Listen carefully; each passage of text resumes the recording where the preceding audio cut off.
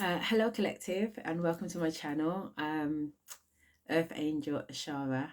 um, I'm just bringing this video to you because I did kind of mention this in one of the other videos that I did today, so I just kind of wanted to clarify the word KAMBO, because I used that in a video today, and but what I had said is that during the ascension process through a 16-year marriage with a divine masculine, karmic twin flame, whatever, to be fair, it's kind of irrelevant, but I was going through ascension processes, okay, and one of the processes that I went through during the ascension process, shall we say, was I experienced something called KAMBO. Now, KAMBO was brought to me by my cousin who had experienced it, and in doing so, she'd shaved off her hair and things had really changed for her. And energetically, I could feel that. I could feel that through the phone,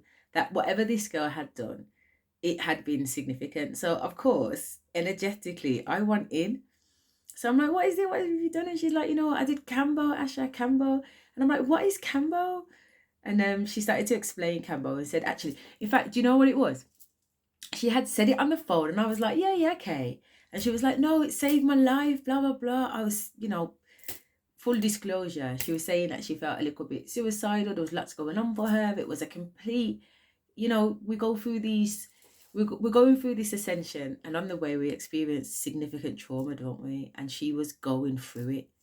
For my cousin, for this lady to cut her hair off, and her hair had been defining her for so long, like her whole image was built around this hair. Her hair is beautiful. Her hair still is beautiful. Divine feminine, you are beautiful, and you know that I tell you that every time we talk, okay? I tell you how beautiful you are because it is. You are never your hair, okay? But we are not defined by our hair. We are defined by the divine feminine and empresses and high priestess and the shadow side and the inner child side that we are, okay? So, she came down to Birmingham to stay with me, and we all went out for a meal. My husband and a guy that she was dating, and the four of us was there chopping it up. So anyway, we decided to leave the boys round the table and take a trip to the ladies so we could have a little conversation. So she could say to me, Ashley, what do you think? What do you think? Like we could just talk shit as we do. This is what goes on in the toilet, guys, whatever. So anyway, we're in the toilet chopping it up about how the date's going and everything else like that. And she's got like a short kind of top on, and I can see her arms. And in doing so, I can see that she got some markings on her arms around here, like little, just brown mark, just a little bit darker than her phenomenal, beautiful, glowing skin. And I was like, yo, what's going on? What's going on there? And she was like, oh, it's KAMBO, but I'll tell you about it later. So obviously, me being intrigued, I'm like, what the fuck is this KAMBO? So obviously, we go back to the boys and we're around the table and we're eating and we're having a really, really good time. And then as the night kind of progresses, the boys kind of go off into their conversation and we're going into ours. And she starts to kind of explain to me what the whole KAMBO thing is. And she goes on the phone and she finds a link and she sends it to me, a YouTube link. And the following day, I start to really look into it and really research it. And what KAMBO is that it's an ancient ritual. Okay, so I mean, there is a story behind it. How true it is, I don't know, but this is what the KAMBO guy told me. So basically, KAMBO is frog poison. Basically, okay. The gist of it is frog poison. Okay, but hear me out. Okay, so in the Amazon rainforest, obviously there's creatures and birds and animals that we've never seen before. Okay, I know, well, when I say I've never seen before. I grew up in inner city Birmingham. Do you know what I mean? You're not going to see the things that you can see in the Amazon rainforest, are you? That's just that's standard. So anyway, um there is a green frog called the KAMBO frog that lives in this Amazon or this rainforest, and it it exudes or releases poison, a toxin, okay, that can be quite dangerous. But it's how this frog protects itself.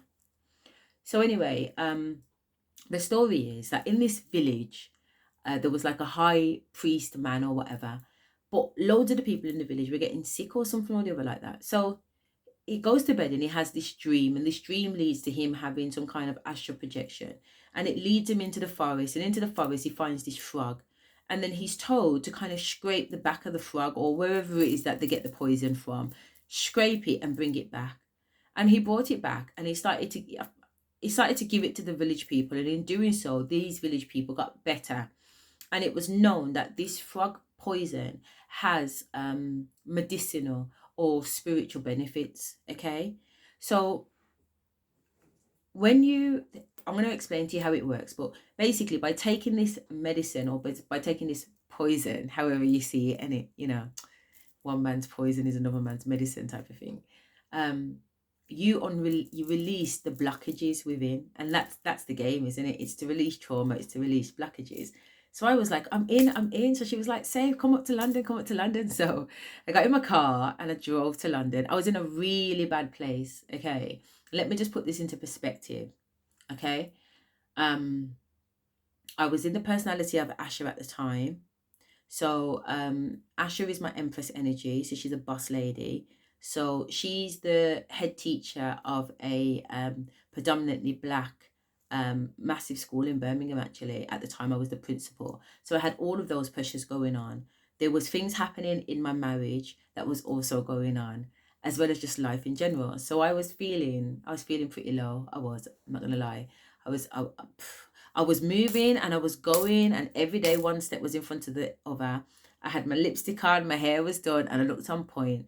So to look at me, I had everything together, but inside I was dying. Okay, it was like a fucking slow bleed, really, isn't it?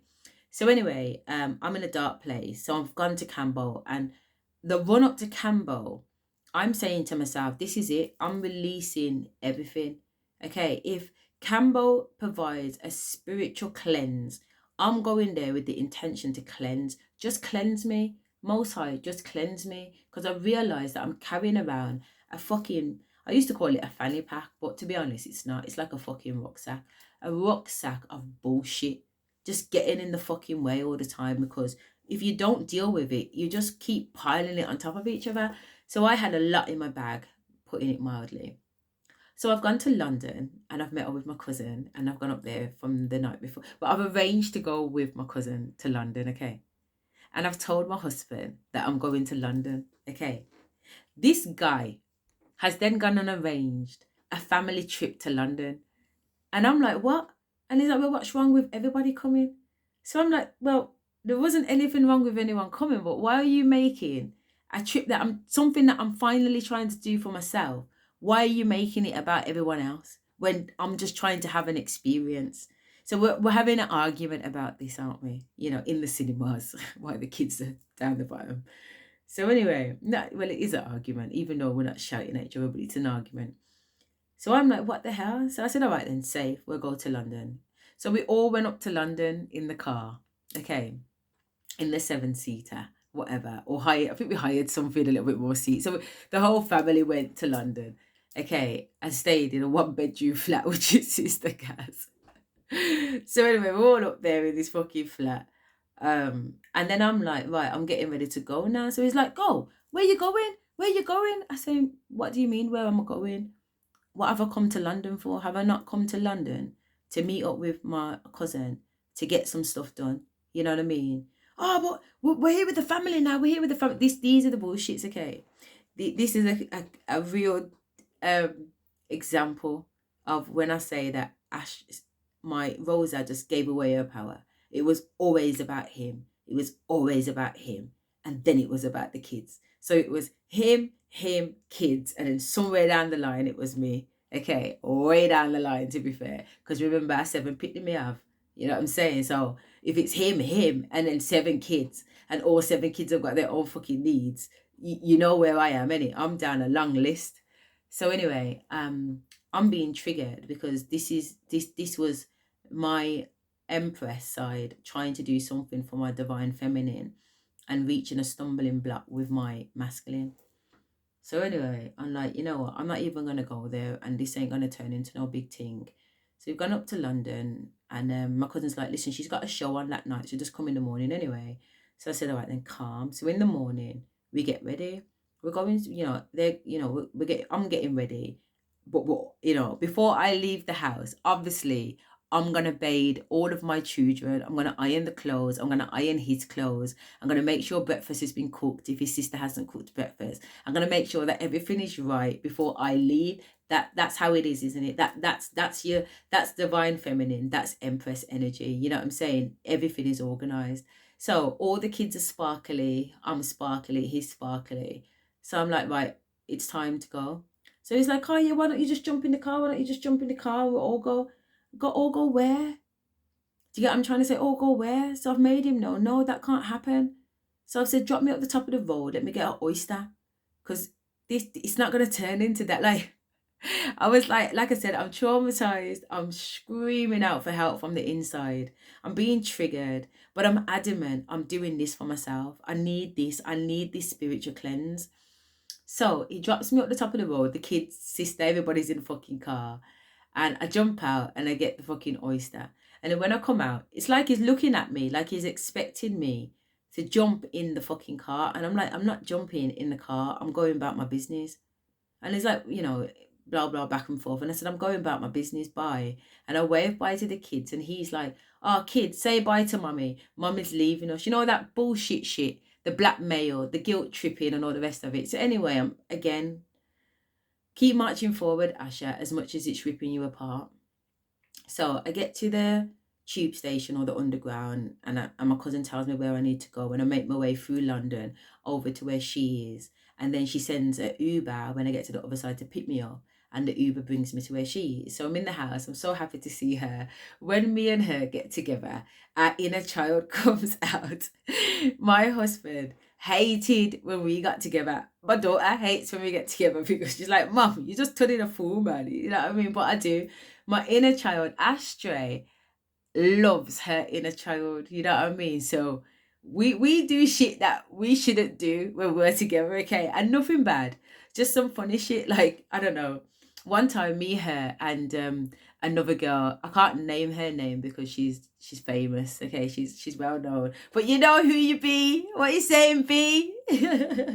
So my cousin brought her down to my house, and the three of us was jamming. Do you know what I mean? And we had a really good time, and we were supporting each other, and I was doing tarot and I was doing readings for them. It was amazing. I went to this club. My cousin's she DJs and whatever else, probably a bit too much disclosure, but so she always gets all access all area passes into some of the most amazing places. She's had some phenomenal opportunities. She's a badass, period. And anyway, me and her have gone out and whatever else, and on this occasion, when we've gone out, we finished early hours in the morning, and we've gone, let's go to the park because the sun's coming up. So we've ended up going to the park.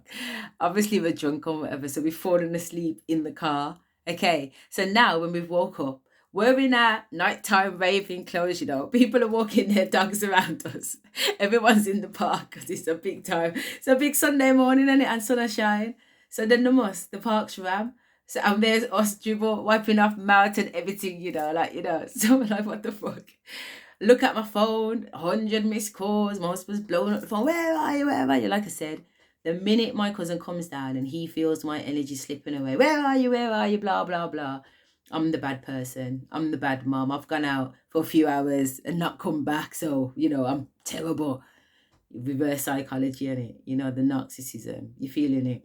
So anyway, situations like that happen when me and Tasha get together. I get in trouble.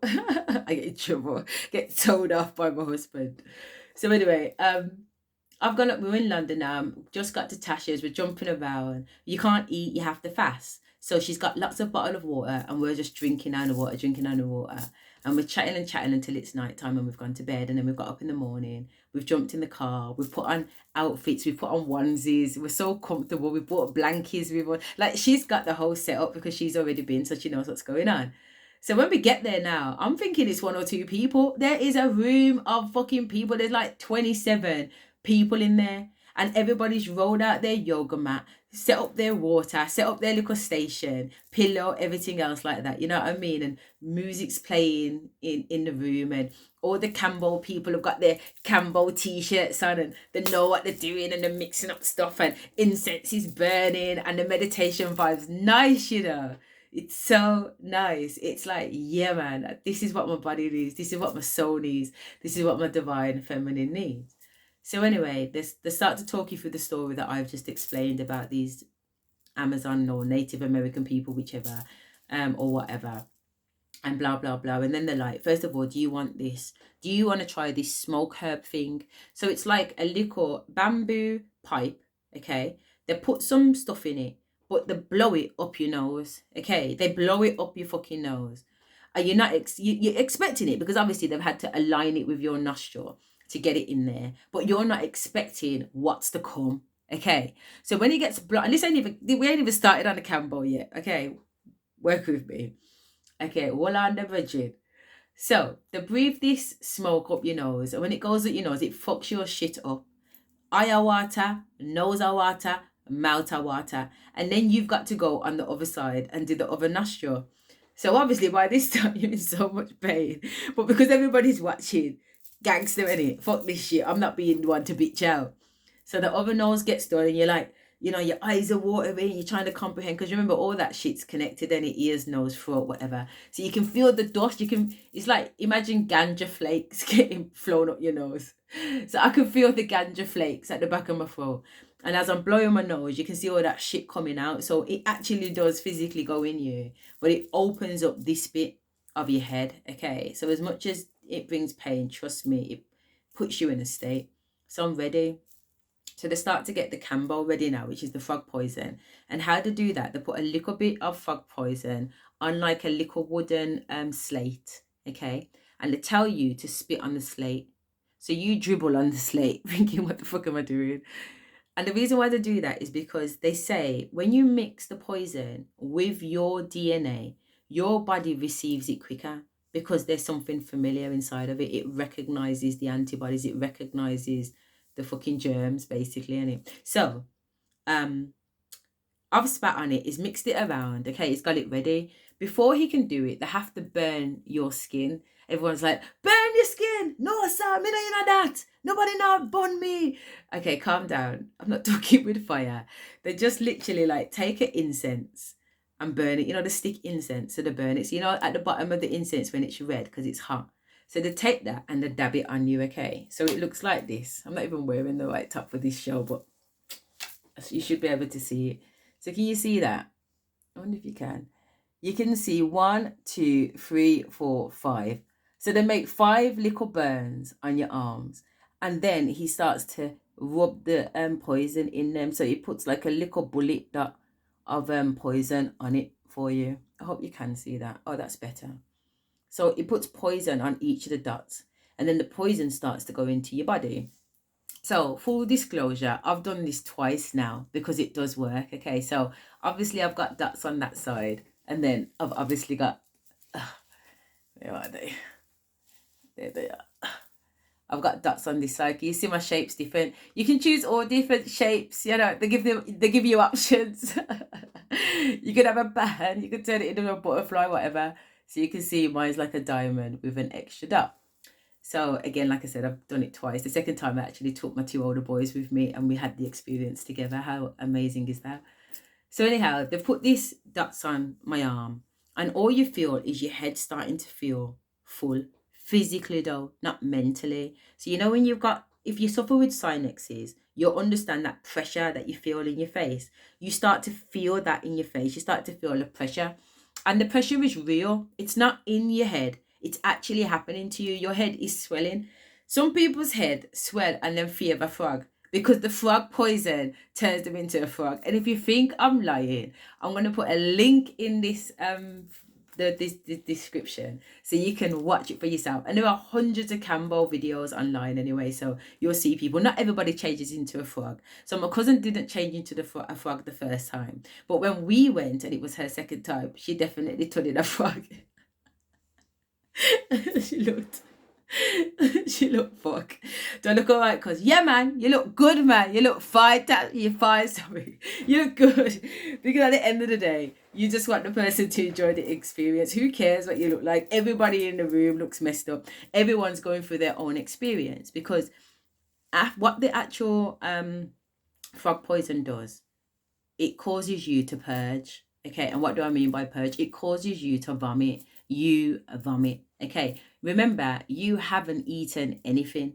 So there isn't any food for you to vomit. So this is not a physical vomit thing, okay? So remember I says that you've got a yoga mat, you've got your water, and you've got everything else set up. Where part of the setup is a bucket. Everybody has their own massive, massive wide out bucket for them to be sick in. Okay, so it sounds disgusting. Nearly 30 people vomiting in a room. Nah, man. But it's not. Trust me. The way this shit has you folded up, you don't know what's going on with the person next to you. You are in your own spiritual experience. You are in your own physical experience. You ain't got time to be watching what the man over the room is doing because you're going through it yourself. You're struggling to comprehend what's happening in your body. A poison has just gone in there. Your body is reacting to this. This poison is forcing you to purge. You don't have any food in you. You've just drank 3 bottles of water or liters of water. Okay, so the only thing coming out of you right now is water. So what happens is, as this medicine starts to run through your body and you start to feel like, I'm not going to lie, man, I kept telling myself, I want cleansing. This is spiritual cleansing. And I'm willing to go through whatever it takes to release these bullshit trauma and toxin within me. So even though I'm going through it, I'm very mind over matter me. So trust me, there's a part of me that's like, whoa, I can't cope with this. I can't cope with what's happening in my belly. I don't know my body. Me don't know if me want shit. I don't know if I want to piss. I don't know if I want to sing. I don't know if I want to cry. There's every fucking sensation and emotion going through me. And I'm just having to meditate through it and just say, do you know what? I'm doing this for a reason. I'm doing this to purge. So if this is what's needed for me to get that to that point, I'm happy to go through it. And I just kept reaffirming and reminding myself the reason as to why I was here. So when it's finally through your body and you start the purging process, the water comes out first. So you start burping. Everybody sounds like a frog. Who don't look like a frog sounds like a frog. And who sound like frog look like frog, you know. So everyone's around the room, sorry. Still getting over this thing, but whatever. Everyone in the room is doing you know, them a burp, and them a, you know, spitting. You start with the burping, then you go on to the spitting, and you're like next thing you know, you're going, you know, when your body starts to jerk up itself. Those of you who have been in labor might remember this feeling when your body's just pushing itself. You have no control over it. Your body is pushing your baby out, and you're just step on a, because you're trying not to push, but your body's doing it for you. That's like the KAMBO experience. Your body is cleansing its muscles together to get out whatever this foreign poison, whatever it is that you have put in there. So that's what's happening physically. Spiritually, this source has gone down into the depth, the core of your system to drag out anything that's in there that is creating blockages. So after the water, after the spitting, the burping, comes the spitting. After the spitting comes water. After water, it's the bio shit. Babe, this ain't just some normal bio, you know. You see my top? That's what mine looked like. It was luminous. It looked like it was glowing. Okay? It looked like it was glowing. And all of some bits was white in it and some bits was black in it, as well as it was obviously see-through water. All of some of the weed that the man, it wasn't weed, but whatever. All of some of that, what they did fling up my nose earlier on, it comes out too. And they say, could they tell you at the beginning in it, like the more yellow, the more fucked up coloured your purge is, the more of a release it was. So this is positive. Okay, this means some shit came out. So when I say my bowl looked like this, it looked like this. And then, so obviously I've purged now, and I'm like, And I'm like feeling all right now. And I'm like, fucking hell, not only am I feeling all right, I'm feeling fucking amazing. Considering I was just ready to go, like, I'm fucking gonna die. And now I've come out the other end and I'm like, what the fuck, man? I feel good. So they was like, do you want more? And I was like, hell fucking yeah. So they put more. They put 3 more bullets on me. Imagine, I'm thinking, what the fuck? But the after feeling was so fucking divine. Why would I not want to go through that trauma to get to that point and enhance it? So I did. I went round again. So I did my cousin. So obviously the whole purging and everything else like that. And then after that, they lied us down and they dropped something in the eye. And when I say, it was like dropping white rum in your eye. You know that burning feeling, like you can't cry out this piece of pain. And my eyes just rolling with water. And the man sitting there waiting, because he's got to put 2 drops, because at the end of the day, how much eye do you have? You have 2 eye in it. So one eye's literally crying blood, and the man sitting there ready to put it on the other one. And you're thinking, no, but me, like, Sasha comes out when I'm challenged. So I'm gonna do it anyway. Does that make sense? So the man does the other eye and I'm like, blood clot. Do you get what I'm trying to say? So by this point, I'm shivering. I'm shivering on the yoga mat. And it's a good job. I'm in an all-in-one, remember, and we brought blankets with us. So I'm curled up in my blanket, keeping warm, because my body is going through reaction. It's just gone through something so traumatic that it's just on the floor shaking at this point. Do you get what I'm trying to say? And I'm trying to generate heat at the same time, because I'm not, I've come through it. And it's like, I don't know, I'm just done. I'm done out. My whole body is like, I've just gone through 2 episodes of purging. I've just had weed fibers, whatever they are, blown up my nose, and that's giving me something. And then I've just had like white rum. It's not really white rum, obviously, and it's not weed. I'm just saying what it looks like and what it felt like. White rum droplets dropped in my eye. You know what I'm saying? I've gone through a little bit.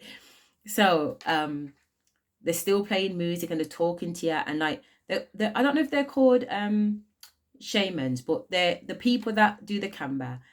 They're trained up to look after you. So they're going around rubbing your back. They're going around checking up on you. They're making sure that you're okay. They're making sure that you're breathing. They're making sure that you're coping with it. Okay, so you don't just get left on your own, even though everybody's going through an experience. Those who are managing it, fine, crack on. Nobody bothers you. But if you're displaying signs that you need help, they're there to help you. So they come around, they're talking to us, they're videoing, they're doing little videos for their websites and all the rest of it. And then at the end, we all come together and we talk a little bit, not overly about our experiences, but was our expectations met, blah, blah, blah. So after we've had those conversations, we've left, we've jumped in the car. I'm telling you now, you want to honor your body. My cousin's vegan anyway, and I'm pescatarian. And she's like, listen, we're going out for a vegan organic meal. And we went to this restaurant, and I swear, Dan, it was like I was tasting food for the first time. And just knowing that everything that we were putting in our bodies was just full of goodness and full of nutrition and full of everything that we needed.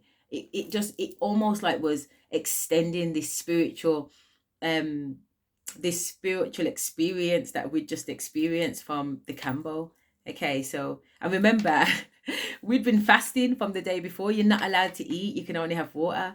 So you're hungry anyway, but to know that you're hungry and the source of food that you're putting inside you is divine, it was just elevating. So I stayed at my cousin's the night, and I decided to stay at my cousin's the night, and my husband was phoning me, where are you? Get back, blah, blah, blah. And I was like, well, now I'm going to stop at Tasha's. I'm going to stop at my cousin's. And he's going on with himself. So I've got him on loudspeaker. So my cousin can hear how this guy is going on with me. And she's like, what the fuck, Asha? This is how we talk to blah, blah, blah. And I'm like, yeah. And she's like, what the fuck? Do you get what I'm trying to say? So I'm like, listen, you can carry on phoning off my phone, okay? But it isn't going to make a blind difference. I'm going to do something for me. Okay, and I was adamant that on this occasion I was going to put my foot down. But this is how my divine masculine was. This is how he was to me, listening and doing what he wants me to do. Do you know what I'm saying? That he's practically demanding me to come home. And I'm saying no. So anyway, I end up staying.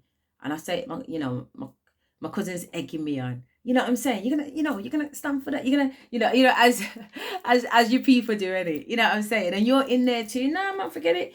I'm not even going home. Skin catch a fire, chest start, puff out, and all the rest of it. You know what I'm saying? I'm not even going home. So I ended up staying another night. So anyway, she's doing the gig because, like I said, she's a big time DJ. She's a big deal still. Love her. And she's got a gig on, so she's saying to me, come, let's go. And me and her wear the same size clothes, and her wardrobe, listen, don't get it twisted, this girl has sponsors for like JD and who the fuck ever else. So she gets sent trainers, clothes, outfits. You know what I mean? Like her collection is set up nice. And when you go in there, you feel like you're in Selfridges. And I mean boxes. Like she's actually brought cabinets for the shoes. The amount of shit that's going on for clothes and shoes. And she's like, oh, I got nothing to wear, man. Everything's in storage. Are you kidding me?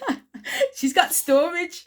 She's got storage for her wardrobe. Okay, so this is the level that I'm talking about. Okay, so anyway, we're getting ready, we're showering, we're creaming up, brush teeth, everything. We're on a road. Okay, so we're feeling good. We've had the KAMBO and we've gone home. We've rested. We've spent that day together. Then the following day now, we're saying, yeah, we're going out. My cousin's doing an event, so I'm going with her. So anyway, my man's on about, what you doing? Ain't you coming back? Blah, blah, blah. Where are you? So I tell him where I am. Because he's on about he wants to go out with his sister. They've arranged a babysitter. Somebody's going to come to his sister's house and watch the kids, a family member, because we don't leave our kids with people or anybody. To be fair, they're our kids, and we take that responsibility seriously. So he comes there, like I send him the details of where I am, and he comes there. And it's fine. We're dancing, we're laughing, we're having a good time. His sister's there. My nephew's there. My nephew's come there with his baby mother because my nephew's moved to London. You know what I'm saying? And ended up, having a baby with a girl. So she's there. She's having a good time. She's drunk. She had chat all over washing off your chat. You know what I mean? But she's in her element. And to be honest, we're all in our element. We're having a really good time. My cousins made sure there's drinks set up on the table for us. We're just having a good time. So it gets to the end of the night now, and obviously all my things are at my cousin's house because I've left there, got ready, and come here. I'm not even in my own clothes. When I go to my cousin's house, I don't bring nothing to wear. Okay, did you hear me say that she's got the wardrobe? Okay, so I'm looking to see what she's got. So I gotta go home and go to hers and get my stuff. So anyway, at the end of the night of this club, my husband starts to walk down the road with his sister, his sister. And I say, okay then, so end of the night, yeah. We're going this way, like the opposite way to him. So he's like, what are you talking about?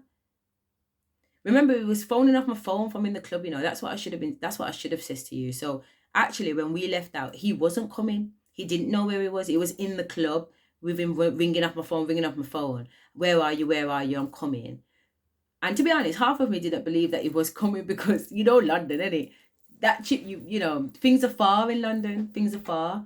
So actually, I thought, he's not going to come. Not all this way. Anyway, man turned up. That's the level. Man turned up with his sister. Could have been his sister and another cousin, to be fair. I can't remember, but he turned up. And I'm saying, yeah, so I'm going to catch you tomorrow because we're going this way. Going this way? What do you mean going that way? You're not going that way. We're going home. And I said, I'm not going home. I told you I didn't come here to spend it with you and the kids. I came to London to come to London. You've jumped on the back of it and made it a family day. But I've come here with a purpose, and I'm gonna live that. I'm gonna do that purpose. So we're having it. We're hashtagging it out on the corner of the street by the club. Okay, and his sister's standing there looking. She don't know which way to turn. Tasha's pottering around in and out, waiting on me to say wagwan. Do you know what I mean? And I'm making him know, no, I'm not playing. Like, you know what I'm saying? Like, I think at that point in time, I was just at a place where I'm going to just do me. I'm just going to do me. Okay. So I was like, no, I'm not coming back with you. I've just had KAMBO. I'm feeling strong. I'm feeling empowered. I'm up. I'm stepping out. You get what I'm saying? And no man can't tell me nothing. You know what I'm saying? Skin catch a fire. And he's pissed. He's pissed because we're on the road. We're not in the house, are we? So however, what you want to say and however you want to go on, you're not going to go on like that. And also, people are around, like my cousin and everything. So you're not going to want to display certain colours to have people think of you in a particular way, because you've worked hard creating this illusion of this friendly, smiley family guy. It's all about teamwork to make the dream work. Not in a gossip. You get what I'm saying? It's about everybody working for them. You know what I'm saying? Because guess what? What I was putting in weren't what you was putting out. And what the kids was putting in weren't what you was putting out. Does that make sense? So clearly the teamwork, dream work was an illusion. Okay. It was some narcissistic reverse psychology bullshit that I brought into. But not tonight. Okay, not tonight. Because tonight I'm gonna be doing my thing. So he is pissed.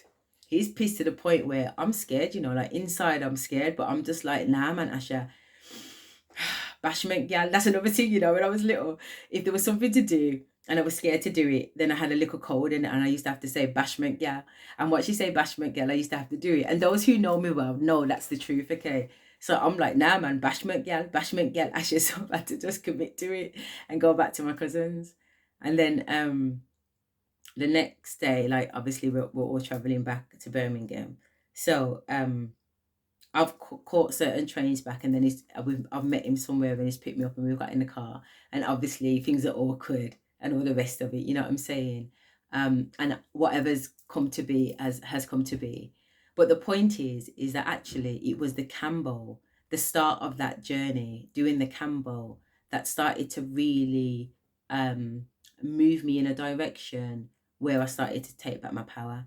And it didn't happen overnight. I didn't get up the next day and think, bang, I'm doing me. It wasn't like that at all. It took long. It was little steps. And sometimes I take 2 steps forward and then still 10 steps back, and I'm back in the same situation. But the point is that KAMBO started that process for me. Okay, because without KAMBO, I probably just would have been going around and around and around, but there actually was something in it. Okay, barriers were broken. Okay, blockages were lifted. All right, toxins came out of my body, and there was a spiritual movement, probably all like a kundalini. All right, so if you're not feeling familiar with the word kundalini, get onto YouTube and have a look at what a kundalini awakening is, and it might make more sense. I will try and do another video, or do a video on kundalini awakening, but the whole area of kundalini is massive. Does that make sense? So there's so many topics to talk about within it, and I'm not sure if that's where I want the video to go yet, because this is about the ascension journey into the high priestess. So on that note, and that being said, I'm going to leave it there, collective. Again, I'll put a description in the box about KAMBO, and if you are interested in the experience, or you want to ask any questions about it, its safety, can you do it if you've got a heart problem, etc., I'll give you that information, as well as I will put information in the description box so you can actually listen. All right. So again, collective, love and light, always, always coming from a love and light. Even when I'm in Sasha mode, it's always with love and light. So collective, until we meet again, have a beautiful evening. Okay. Take care. Bye-bye.